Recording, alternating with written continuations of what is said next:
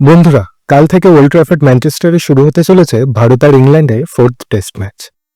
এই টেস্ট ম্যাচটা দুই দলের জন্যই কিন্তু ভীষণ গুরুত্বপূর্ণ, স্পেশালি ভারতের জন্য, কারণ এই টেস্ট ম্যাচটা হারলে সিরিজও হাতছাড়া হয়ে যাবে।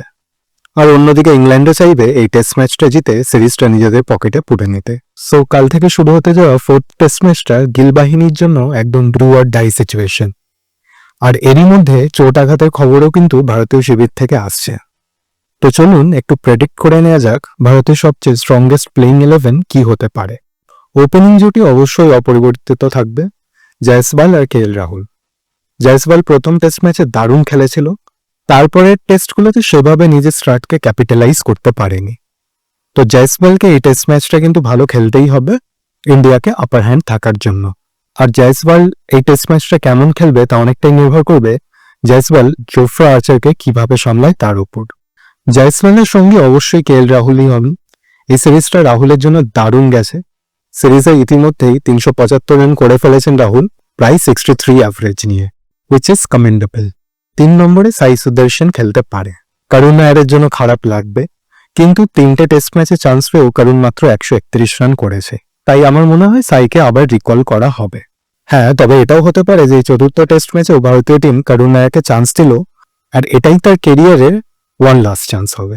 4 নম্বরে অবশ্যই ক্যাপ্টেন শুভমান গিল থাকবেন, যিনি এই সিরিজের স্বপ্নের ফর্মে আছেন, আর তার ক্যাপ্টেন্সিও কিন্তু অনেকটাই পজিটিভ, যেটা অবশ্যই বেন স্টোকসের ব্যাসবল ট্যাকটিক্সকে আউটপ্লে করতে সাহায্য করবে। 5 নম্বরে ঋষভ পান্ত খেলবেন, তবে একজন স্পেশালিস্ট ব্যাটসম্যান হিসাবে, কারণ শোনা যাচ্ছে ঋষভ পান্তের ইনজুরি কনসার্ন আছে, তাই পান্ত হয়তো উইকেট কিপিংটা করতে পারবেন না। এই নিয়ে অবশ্য একটা মতবিরোধ থাকতে পারে যে একজন সেভাবে একটু আনফিট প্লেয়ারকে না খেলিয়ে পুরো একটা ফিট প্লেয়ারকে কি খেলানো যায় না। তবে পান্ত এই সিরিজে যা ফর্মে আছে, এই ঝুঁকিটা ভারতীয় টিমকে নিতেই হবে। সো আমি পান্তকে একজন স্পেশালিস্ট ব্যাটসম্যান হিসেবেই দেখছি। 6 নম্বরে অবশ্যই ধ্রুব জুরেল। এনকেআর ইতিমধ্যেই সিরিজ থেকে রুলড আউট হয়ে গেছে, আর ধরে নেওয়া হচ্ছে পান্ত যখন উইকেট কিপিং করবে না, তখন ধ্রুব জুরেল উইকেট কিপিং এর দায়িত্ব সামলাবে। হ্যাঁ, কে এল রাহুল একটা অপশন ছিল, কিন্তু সেক্ষেত্রে ভারতীয় দলের স্কোয়াডে কোনো মিডল অর্ডার ব্যাটসম্যানও নেই ধ্রুব জুরেল ছাড়া। সো ধ্রুব জুরেল এখানে পারফেক্টলি ফিট হয়ে যাচ্ছে, আর ধ্রুব জুরেল খেললে অবশ্যই জুরেলই উইকেট কিপিং করবে। আর আমি এক্সপেক্টও করছি ধ্রুব জুরেল এই ম্যাচটাতে রানও করবে। 7 নম্বরে খেললেন স্যার জাদেজা, আগের টেস্ট ম্যাচে পরাজিত হিরো। বন্ধুরা, এখনো তার লড়াইটা না চোখে ভাসছে, আর মনে হচ্ছে যে জাদেজা যদি আরেকটু সাহায্য পেত টেলএন্ডারের থেকে, তাহলে সিরিজটা আমরাই লেট করতাম।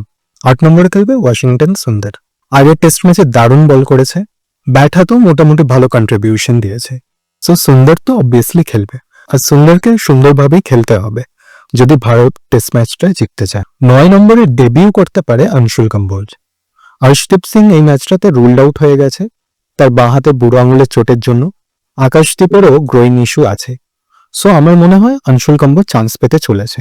এর আগেও যখন ইংল্যান্ড লায়ন্সের বিরুদ্ধে ইন্ডিয়া এর আনঅফিসিয়াল টেস্ট হয়েছিল, সেখানেও অংশুল কম্বোজ ভালো বোলিং করেছিল, ইনফ্যাক্ট ব্যাট হাতেও 150 রান স্কোর করেছিল। সো আমার মনে হয় ব্যাট হাতেও কিছুটা কন্ট্রিবিউশন অংশুল দিতেও পারে। আর 10 আর 11 নম্বরে থাকবে যথাক্রমে বুমরাহ সিরাজ। যতই তাদের ওয়ার্কলোড থাকুক, আমার মনে হয় না ভারতীয় টিম বুমরাহ সিরাজকে ছাড়া মাঠে নামবে। সো এই দুজন তো অবভিয়াসলি থাকবেই, আর হোপ করব তারা যেন খুব ভালো বোলিংও করে। সো আমার মনে হয় এটাই হবে ভারতীয় টিমের প্লেইং 11। তোমরা এই 11-এর সাথে কতটা সহমত তা কমেন্টে জানিও। এটুখানি বোঝা যাচ্ছে যে কাল থেকে শুরু হওয়া ফোর্থ টেস্ট ম্যাচ ডেফিনেটলি একটা ক্র্যাকার হবে, আর আশা করবো ইন্ডিয়ান টিম যেন এই টেস্ট ম্যাচটা জেতে। আজ এই পর্যন্তই, ফিরছি খুব তাড়াতাড়ি নতুন কোনো খেলার ডাক নিয়ে।